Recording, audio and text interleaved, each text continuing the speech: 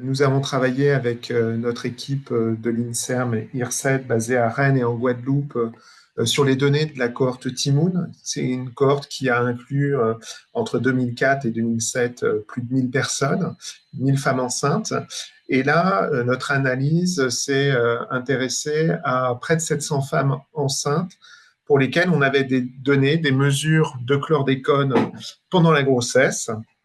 Et on a pu montrer que plus le niveau de chlordécone dans le sang pendant la grossesse était élevé, plus le délai nécessaire à obtenir une grossesse était allongé. Alors ça, c'est particulièrement important comme résultat parce que effectivement, beaucoup d'hypothèses et notamment plusieurs études chez l'animal suggéraient que le chlordécone pouvait avoir un impact sur la fertilité. Et là, c'est la première étude qui suggère un tel impact. Alors, le délai nécessaire à concevoir, c'est une mesure très utilisée en épidémiologie, qui est une mesure de la fertilité au niveau du couple. Or là, nos autres travaux au sein d'autres études effectuées en Guadeloupe ont suggéré qu'il n'y avait pas d'impact de l'exposition des hommes à des niveaux environnementaux en Guadeloupe à peu près à la même époque que les données de l'étude Timoun, et il n'y avait pas d'impact sur les paramètres spermatiques. Or là, c'est un impact sur le délai nécessaire à concevoir du couple, et donc l'hypothèse est plus qu'il y a derrière un impact sur la fertilité des femmes. Donc concernant l'étude du lien entre l'exposition au chlordécone et le délai nécessaire à concevoir, c'est un indicateur important de la fertilité, mais on ne peut pas aller au-delà, c'est-à-dire à un lien de causalité entre l'exposition au chlordécone et certaines pathologies associées à l'infertilité, comme par exemple l'endométriose ou le syndrome des ovaires polykystiques. On a besoin d'autres études pour étayer cela. C'est toute la limite de nos études épidémiologiques où nous, on est toujours très...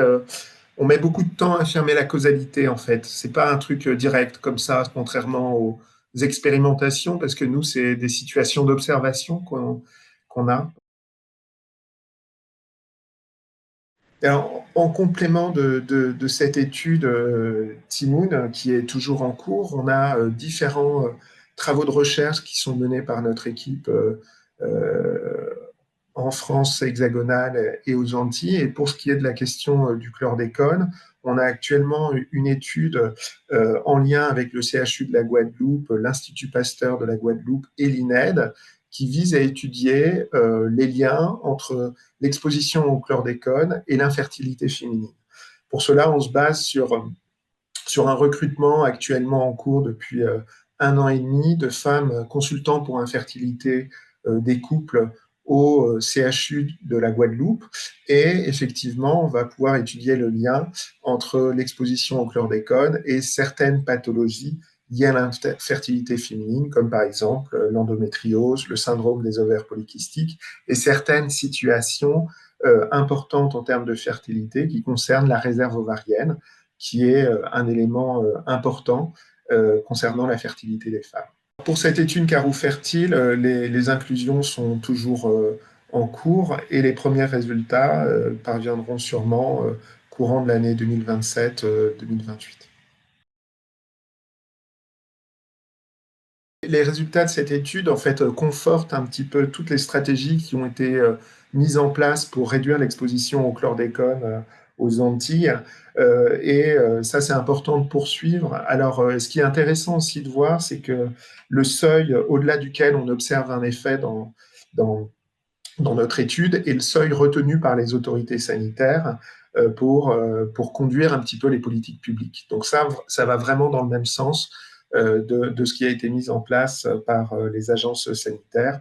Et donc ça, c'est vraiment nos résultats indiquent la nécessité de poursuivre dans ce champ-là les mesures de prévention et de politique publique pour accompagner les populations vers une réduction des expositions.